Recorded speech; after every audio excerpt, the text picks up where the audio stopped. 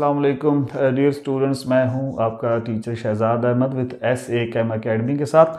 आज जो हम लेक्चर स्टार्ट करेंगे चैप्टर नंबर 3 का पहला टॉपिक जो है थ्योरीज ऑफ कोवलेंट बॉन्ड। इस चैप्टर का नाम जो है थ्योरीज ऑफ कोवलेंट बॉन्ड है।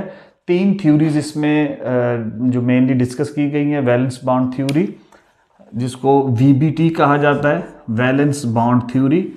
दूसरी इसमें थ्योरी जो इस चैप्टर में जिसका कॉन्सेप्ट दिया गया है that is molecular orbital theory. और तीसरे नंबर पे एक अहम टॉपिक है हाइब्रिडाइजेशन, इसके कॉन्सेप्ट को डिस्कस किया गया है। और फिर कुछ प्रॉपर्टीज़ ऑफ केमिकल बॉन्ड्स हैं वो हम इस चैप्टर में हम पढ़ने की कोशिश करेंगे, इस पूरे चैप्टर में कवर करेंगे। आज का जो हमारा लेक्चर है वो हम सिर्फ केमिकल बॉन्ड के बारे में पढ़ेंगे। केमिकल बॉन्ड्स क्या होते हैं जो आपने मैट्रिक में ज़रूर पढ़े होंगे, तो थोड़ा सा क्विक रिव्यू कर लेते हैं ताकि आने वाले लेक्चर्स आपको इजीली समझ आ सके। और उसके बाद फिर हम इन थ्योरीज को वन बाय वन स्टडी करेंगे। तो सबसे पहले हम जो आज हम टॉपिक स्टडी करेंगे वो है केमिकल बॉन्ड।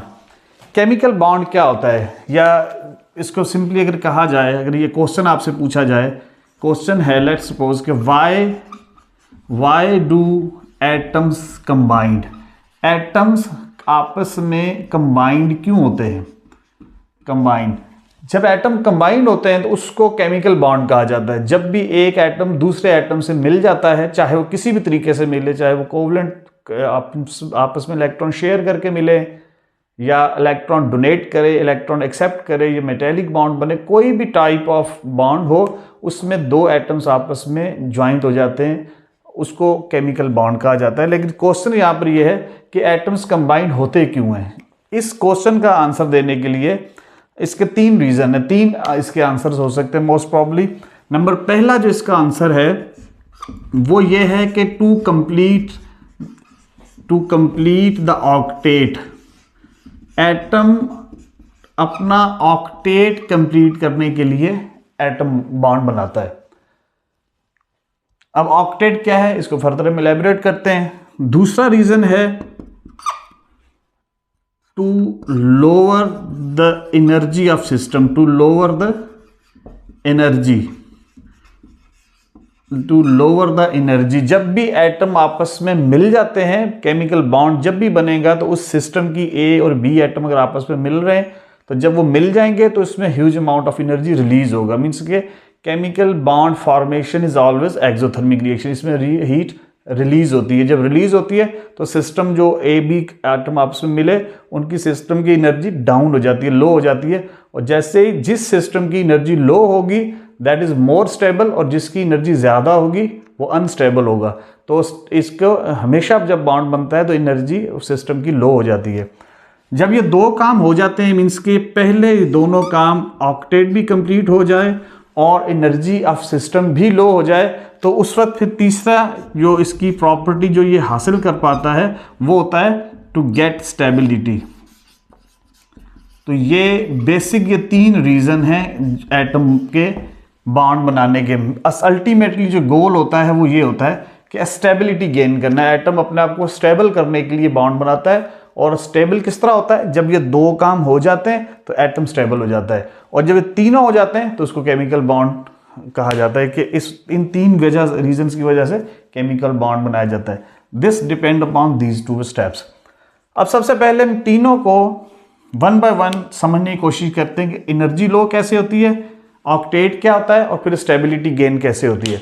इसके लिए हम दोबारा पीरियोडिक टेबल के ऊपर चलते हैं। अगर आपको पीरियोडिक टेबल की थोड़ी बहुत नो हाउ है तो हम यहाँ पर मैं जो मैं इस तरह लिखता हूँ फर्स्ट पीरियड के जो एलिमेंट है पीरियोडिक टेबल के, मैं यहाँ पर उनको लिखता हूँ। फर्स्ट पीरियड का पहला मेंबर है लिथियम जिसका एटॉमिक नंबर है 3। उसके बाद है beryllium atomic number 4, boron 5, carbon 6, nitrogen 7, oxygen 8, fluorine 9 और नियॉन जो है वो 10 एटॉमिक नंबर रखता है। ये सेकंड पीरियड की, सॉरी ये फर्स्ट पीरियड नहीं है, दिस इज सेकंड पीरियड। ये सेकंड पीरियड की हम बात कर रहे हैं।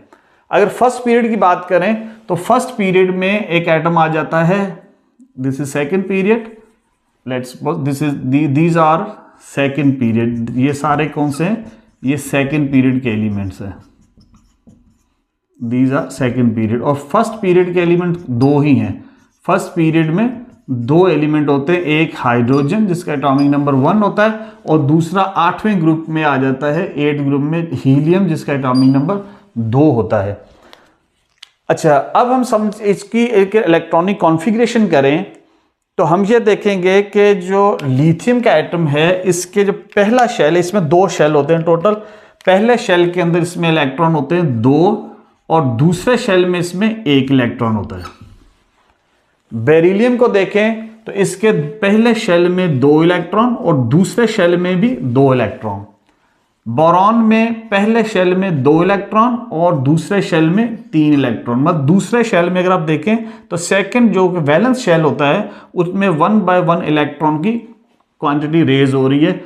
कार्बन में पहले शेल में 2 एंड देन 4, नाइट्रोजन में 2 एंड देन 5, ऑक्सीजन में 2 एंड 6, फ्लोरीन में 2 एंड 7 और नियोन में 2 एंड 8। तो यहां पर नियोन में आके ये दूसरा पीरियड खत्म हो जाता है। अच्छा, इसके बाद हम तीसरे पीरियड की बात करें, तीसरे पीरियड के एलिमेंट्स पे हम लिख लेते हैं। तीसरे पीरियड में थर्ड पीरियड के अगर हम एलिमेंट्स लिखें तो थर्ड पीरियड में पहला जो एलिमेंट बनता है दैट इज, मैं ग्रीन पेन से लिखता हूं, दैट इज सोडियम। तीसरे का सोडियम जिसका atomic number 11, then magnesium 12, aluminium 13, silicon 14, phosphorus 15 और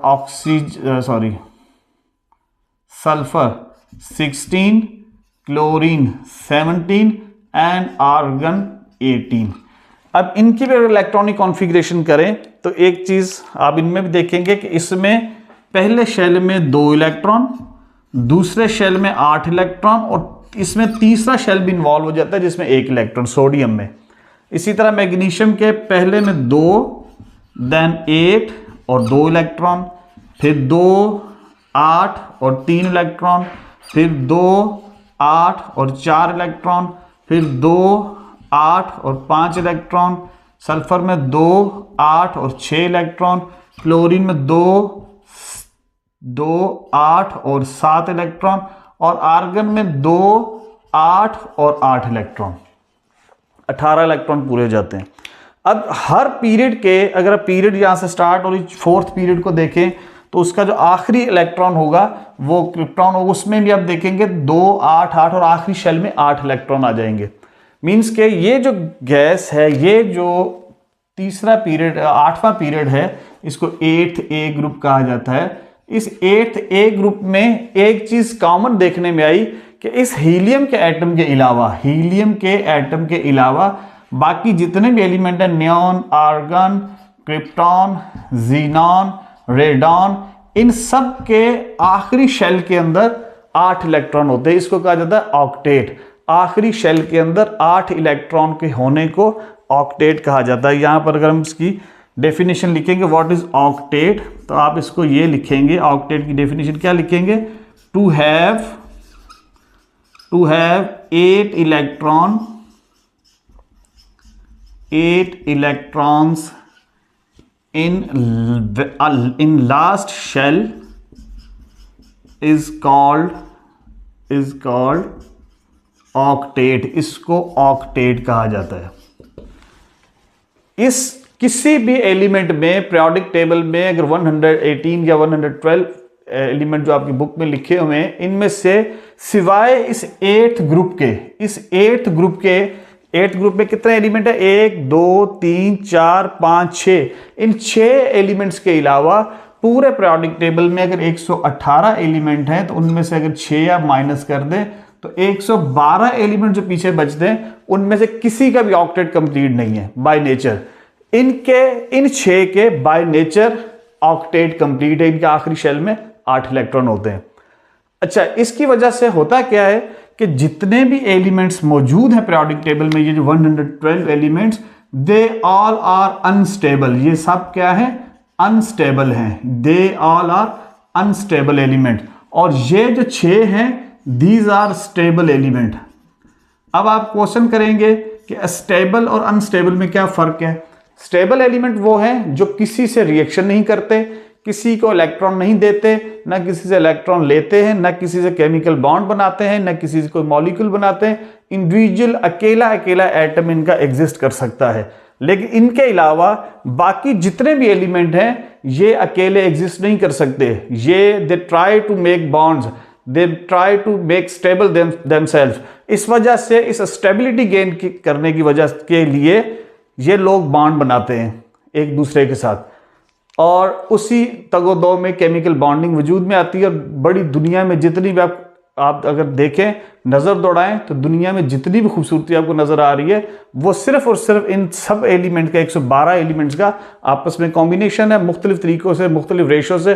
तो दुनिया में मुख्तलिफ चीज़ें वजूद में आना शुरू हो जाती है। अदरवाइज बाय नेचर 112 चीज़ें ही अल्लाह ताला ने 118 एलिमेंट जो पैदा किए हैं। अच्छा, इनमें से ये जो नोबल गैसेज हैं जिनका ऑक्टेट कंप्लीट होता है, ये किसी से बॉन्ड नहीं बनाते। इस वजह से इनको कहा जाता है नोबल फैमिली। इस फैमिली को क्या कहा जाता है? नोबल, आला तरीन family, Nobel family, ideal family. ये सब इन सारे एलिमेंट्स की ये आइडियल फैमिली है। और ये सारे एलिमेंट्स चाहते हैं कि हम भी इन जैसे हो जाएं। जब इन जैसे हो जाएंगे तो हम भी स्टेबल हो जाएंगे। अब इनमें और इनमें फर्क क्या है? सिर्फ ये कि इनका ऑक्टेट कंप्लीट है और इनका ऑक्टेट कंप्लीट नहीं है। तो ये ऑक्टेट कंप्लीट करने के लिए ये इलेक्ट्रॉन्स डोनेट करते हैं, शेयर करते हैं या गेन करते हैं। एक नज़र दौड़ाएं यहाँ पे लिथियम पे। जब लिथियम बॉन्ड बनाने के लिए आता है तो लिथियम के आखिरी शेल में एक इलेक्ट्रॉन है।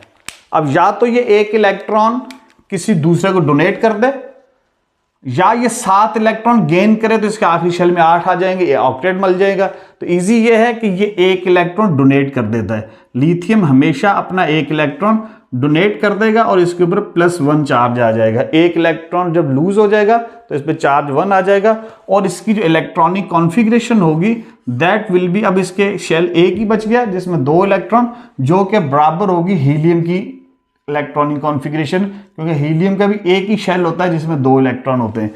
तो after losing 1 electron lithium is now becomes equal to helium. इसने अपनी इलेक्ट्रॉनिक कॉन्फ़िगरेशन किस जैसी कर ली, अपना रूप किस जैसा कर लिया? लिथियम ने हीलियम जैसा कर लिया। तो ये भी एक इलेक्ट्रॉन लूज करने के बाद lithium is now equals to noble gas family member. Beryllium पे आ जाए। बेरिलियम के आखिरी शेल में 2 इलेक्ट्रॉन है। इसके पास क्या चॉइस है कि या ये 2 इलेक्ट्रॉन डोनेट कर दे या ये 6 इलेक्ट्रॉन एक्सेप्ट करे, किसी से गेन कर ले। तो इसमें इतनी टेंडेंसी नहीं है कि 6 इलेक्ट्रॉन को गेन कर ले, तो ये अपने 2 इलेक्ट्रॉन लूज कर देगा, ये डोनेट कर देगा। जब ये 2 इलेक्ट्रॉन डोनेट हो जाएंगे तो इसकी इलेक्ट्रॉनिक कॉन्फ़िगरेशन भी किस जैसी हो जाएगी? हीलियम जैसी हो जाएगी। तो आफ्टर लूजिंग 2 इलेक्ट्रॉन्स बेरिलियम के ऊपर 2 पॉजिटिव चार्ज आ जाएगा and this also becomes equal to helium, ideal gas जैसा हो जाएगा। Now come on to boron. Boron के अंदर 3 इलेक्ट्रॉन है, so it has also 2 options, either it lose 3 electron और gain 5 electron. So easy is that कि ये 3 electron अपने लूज करेगा। जब ये 3 इलेक्ट्रॉन लूज करेगा तो ये इसके भी लास्ट शेल में 2 इलेक्ट्रॉन हो जाएंगे, that is also equal to helium और इक्वल हो जाएगा उस फैमिली के, और इसके ऊपर चार्ज आ जाएगा प्लस जी। तो इसमें अब हम आते हैं कार्बन की तरफ। कार्बन के अगर आप नज़र दौड़ाएं तो कार्बन के आखिरी शेल के अंदर इसको 4 इलेक्ट्रॉन की ज़रूरत है। मीन्स कि या तो ये 4 इलेक्ट्रॉन डोनेट करे या ये 4 इलेक्ट्रॉन एक्सेप्ट करे। दोनों सूरतों में इसके आखिरी शेल में 8 इलेक्ट्रॉन हो जाएंगे, लेकिन ये ना डोनेट करता है ना ये एक्सेप्ट करता है। कार्बन फैमिली, इस फैमिली पूरी जो 4th ग्रुप जो होता है जिसको हम चौथा ग्रुप कहते हैं, इसकी खास बात ये है 4th ग्रुप की कि ये इलेक्ट्रॉन हमेशा शेयर करता है। तो ये 4 इसके अपने होते हैं। 4 इलेक्ट्रॉन जिस एटम से ये बॉन्ड बनाता है, शेयरिंग करता है, तो 4 इलेक्ट्रॉन उनसे ये शेयर करता है और इसके आखिर में 8 इलेक्ट्रॉन हो जाते हैं। और जैसे इसके 8 इलेक्ट्रॉन हो जाते हैं तो carbon is now equal to neon family. Carbon भी नियोन एटम जैसा हो जाता है। आगे चले नाइट्रोजन की तरफ। नाइट्रोजन के लास्ट में 5 इलेक्ट्रॉन्स है। अब इजीएस्ट वे ये है कि या ये 3 गेन करे या 5 डोनेट करे। तो आसान इसके लिए ये रहता है, इसकी जो टेंडेंसी है, जो इलेक्ट्रोनेगेटिविटी होती है, जो सलाहियत होती है कि ये डोनेट नहीं करता, ये 3 इलेक्ट्रॉन एक्सेप्ट कर लेता है, या कार्बन फैमिली के साथ या हाइड्रोजन के साथ शेयरिंग करेगा, या ये 3 इलेक्ट्रॉन गेन करेगा किसी से। जैसे ये 3 इलेक्ट्रॉन गेन करेगा तो इसके ऊपर चार्ज आ जाएगा -3। 5 इसके अपने थे, 3 गेन किए तो इसमें भी 8 इलेक्ट्रॉन हो गए सेकंड शेल में, और this is also equal to neon, ये भी नियॉन फैमिली जैसा, नियॉन एटम जैसा हो गया। ऑक्सीजन की तरफ जाएं तो ऑक्सीजन के ऊपर 2 इलेक्ट्रॉन ये गेन करता है, इस पर -2 चार्ज आ जाएगा, and that is also equal to neon atom. Fluorine के ऊपर जाएं, इसके आखिरी शेल में, लास्ट शेल में, जो कि second shell is last shell, जिसमें 7 इलेक्ट्रॉन होते हैं, ये 1 इलेक्ट्रॉन मजीद गेन करता है, तो इसके ऊपर 1 इलेक्ट्रॉन गेन करने के बाद -1 चार्ज आ जाता है, and that is also equal to neon. तो ये भी नियॉन फैमिली जैसा हो जाता है। अब हम आते, नियॉन एटम जैसा सॉरी हो जाता है। अब हम आते हैं थर्ड पीरियड के ऊपर। तो स्टार्ट करते हैं थर्ड पीरियड को समझना। अपने 2 इलेक्ट्रॉन लूज, इसके ऊपर +1 चार्ज आ जाएगा। मैग्नीशियम अपना ये 2 इलेक्ट्रॉन लूज करेगा, +2 चार्ज आ जाएगा। जब ये 2 इलेक्ट्रॉन लूज कर दिए तो that is also equal to neon. ये 3 इलेक्ट्रॉन लूज करेगा aluminium, and that is also equal to neon. Carbon 4 electron share करेगा, शेयर करने के बाद कार्बन के पास 8 इलेक्ट्रॉन हो जाएंगे, this will equal to now argon. पहले शेल में 2, दूसरे में 8 और तीसरे में भी 8 हो जाएंगे आफ्टर शेयरिंग, तो ये इक्वल हो जाएगा आर्गन के। इसी तरह जो फास्फोरस है ये 3 इलेक्ट्रॉन गेन करेगा, जब 3 गेन कर लेगा तो that is also equal to argon. Sulphur इसके ऊपर -3 चार्ज आ जाएगा, इस पर -2, और ये 1 इलेक्ट्रॉन गेन करेगा, और ये गेन और लूज करने के बाद इक्वल हो जाएंगे आर्गन फैमिली के। अब इसमें देखने की जो बात थी वो ये है कि आर्गन की that is noble gas configuration. अब ये कह सकते to have 8 electron in last shell is called octet. इधर हम लिख सकते हैं एक पॉइंट बना के कि all elements try to attain electronic configuration of noble gases. जब कोई भी एटम इलेक्ट्रॉन दे के या लेके फाइनली अल्टीमेटली वो नोबल गैस की इलेक्ट्रॉनिक कॉन्फ़िगरेशन ऑक्यूपाई कर लेता है, हासिल कर लेता है, तो वो एटम स्टेबल हो जाता है। तो अब जो नेक्स्ट है ये हमारा, ये उम्मीद करता हूँ कि आपको टू कंप्लीट द ऑक्टेट समझ में आ गया होगा। जी, अगर आप इस तस्वीर को बच्चों देखें गौर से, इसमें एक एटम ए है और एक बी एटम है। ए एटम के आखिरी शेल में 1 इलेक्ट्रॉन है और बी एटम के आखिरी शेल में 7 इलेक्ट्रॉन है। तो ए एटम अपना 1 इलेक्ट्रॉन उसको डोनेट कर देता है, मीन्स के इलेक्ट्रॉन बिल्कुल कंप्लीटली ट्रांसफर हो रहा है ए से बी में। और जब उसके बाद प्रोडक्ट क्या बनती है, एरो के बाद अगर आप देखें तो ए एटम के अंदर 8 इलेक्ट्रॉन रह जाते हैं, मीन्स उसका सेकंड शेल था वो अब लास्ट हो गया तो उसमें 8 इलेक्ट्रॉन, और जो बी एटम है उसने भी 1 इलेक्ट्रॉन गेन करने के बाद 8 इलेक्ट्रॉन उसके शेल में भी हो गए। तो दोनों का octet after losing and gaining electron complete हो गया। अगर नीचे वाली तस्वीर को आप देखें तो इसमें ए और बी एटम डोनेट या एक्सेप्ट नहीं कर रहे, इसमें दोनों अपना अपना इलेक्ट्रॉन शेयर कर रहे हैं। ए एटम के पास भी 7 इलेक्ट्रॉन थे और बी के पास भी 7 इलेक्ट्रॉन थे, तो दोनों गेन या लूज नहीं कर रहे, दोनों ने शेयरिंग कर ली और बॉन्ड बन गया और इनके भी ऑक्टेट कंप्लीट हो गया। इस तस्वीर को, इस टेबल को अगर आप गौर से देखें, इसको मैंने पहले जो 18 एलिमेंट्स का इसमें डेटा रखा है, इसमें जो एक्सट्रीम राइट पर आ रहा है वो कहलाता है ग्रुप 8th ग्रुप, जिसके बारे में हमने ये कहा था आपको, जिसके बारे में ये कहा था कि ये नोबल गैस फैमिली कहलाती है या इनको नोबल गैसेस कहा जाता है। इन सब का, इनका हीलियम, फिर उसके नीचे नियॉन, फिर उसके नीचे आर्गन, फिर उसके नीचे डाउन द ग्रुप जाए तो क्रिप्टॉन, जिनॉन आ जाएगा। हीलियम के अलावा नियॉन और आर्गन को अगर आप देखें तो इनके नेचुरली 8 इलेक्ट्रॉन इनके शेल में मौजूद है, इसी वजह से they are called noble gases. इनके अलावा इनसे लेफ्ट पे जितने भी एलिमेंट्स हैं इनमें किसी का भी शेल जो है 8 इलेक्ट्रॉन नहीं है। फ्लोरीन में 7 है, ऑक्सीजन में 6 हैं और नाइट्रोजन में 5 है, कार्बन में 3 है। तो ये सारे एलिमेंट अपने आप को स्टेबल करने के लिए बॉन्ड बनाते हैं और इलेक्ट्रॉन प्रोटॉन देते हैं। जब ये इलेक्ट्रॉन दे देते हैं, जैसे फॉर एग्जांपल लिथियम अगर बॉन्ड बनाएगा तो लिथियम अपना एक इलेक्ट्रॉन डोनेट कर देगा और इसके पीछे 2 इलेक्ट्रॉन रह जाएंगे। वो जो 2 इलेक्ट्रॉन होंगे वो इक्वल हो जाएंगे हीलियम एटम के। इसी तरह बेरिलियम के सेकंड शेल में 2 इलेक्ट्रॉन है, तो ये दोनों डोनेट करेगा तो इसको ये इक्वल हो जाएगा हीलियम एटम के। बोरॉन 3 डोनेट करके हीलियम एटम हो जाएगा और कार्बन 4 गेन करेगा या शेयर करेगा। शेयरिंग करने के बाद इसके सेकंड शेल में 8 इलेक्ट्रॉन हो जाएंगे, तो वो इक्वल हो जाएगा नियॉन के। इसी तरह नाइट्रोजन 5 ऑलरेडी है, 3 गेन करके नियॉन जैसा हो जाएगा। और ऑक्सीजन 2 गेन करके नियॉन जैसा होगा और फ्लोरीन 1 गेन करके नियॉन जैसा हो जाएगा। तो अल्टीमेटली जिनका गोल था सबका वो ये होता है कि हम इलेक्ट्रॉन लूज करें, गेन करें या कुछ भी करें, लेकिन इक्वल हो जाएं नोबल गैस फैमिली की। तो अब हम समझते हैं जो सेकंड क्वेश्चन था, जो सेकंड पॉइंट था, to lower the energy of the system. इसको समझते हैं कि ये क्या होता है। पहले तो सबसे पहले हम वर्ड सिस्टम को समझ लें कि सिस्टम है क्या या सिस्टम किसको कहा जाता है। इसके डेफिनेशन ये होती है सिस्टम की कि anything under observation, anything under observation, under observation is called system. कोई भी चीज जो अंडर ऑब्जर्वेशन है, जिस चीज को आप ऑब्जर्व कर रहे हैं, जिसके ऊपर प्रैक्टिकल परफॉर्म किया जा रहा है, वो आपका सिस्टम कहलाएगा।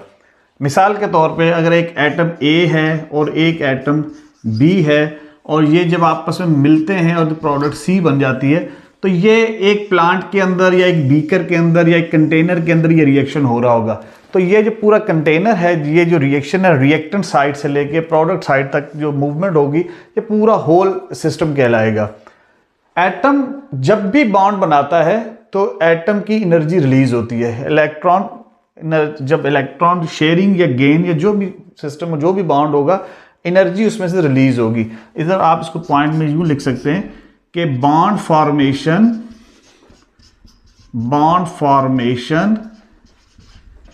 Is exothermic phenomena. जब भी बॉन्ड बनेगा तो एनर्जी रिलीज होगी, एनर्जी हमेशा आउट होगी। जब एनर्जी रिलीज होती है या आउट होती है तो एटम की, ऐसा लेट्स सपोज कि इसकी पहले इस एटम ए एटम की एनर्जी है 100 kg किलो जूल्स और बी की भी 100 किलो जूल। जब ये प्रोडक्ट सी बनाएगी तो इसकी भी 200 होनी चाहिए। लेकिन क्या होता है कि लेट्स सपोज कि इसकी एनर्जी होगी 150 और 50 किलो जूल एनर्जी इसमें से रिलीज होगी। ये मैं मिसाल के तौर पे आपको समझा रहा हूँ, ईजीएस्ट वे में, एग्जाम्पल के तौर पे। एग्जैक्ट वैल्यूज कुछ और होंगी हर एलिमेंट की, लेकिन ये जो 50 एनर्जी रिलीज हो गई, तो आप देखेंगे जब रिएक्टेंट साइड पे था, 2 रिएक्टेंट्स थे तो उनको कुल एनर्जी, उनकी टोटल एनर्जी ज्यादा थी। जब वही एटम आपस में मिलकर प्रोडक्ट बनाते हैं तो उस प्रोडक्ट की एनर्जी पहले की निस्बत कम हो जाती है, लो हो जाती है। तो जैसे एनर्जी लो होती है तो आप यूँ समझ ले कि low energy system is stable. Low energy system is stable. किसी भी एलिमेंट की, जिसकी एलिमेंट या आइटम की एनर्जी लो हो जाती है रिलीज होने के बाद, वो ज्यादा स्टेबल हो जाता है। जिसकी एनर्जी जितनी हाई होगी वो उतना ज्यादा अनस्टेबल होगा। ये पॉइंट आपने सिर्फ याद रखना है कि low energy item is stable, high energy item is unstable. जी तो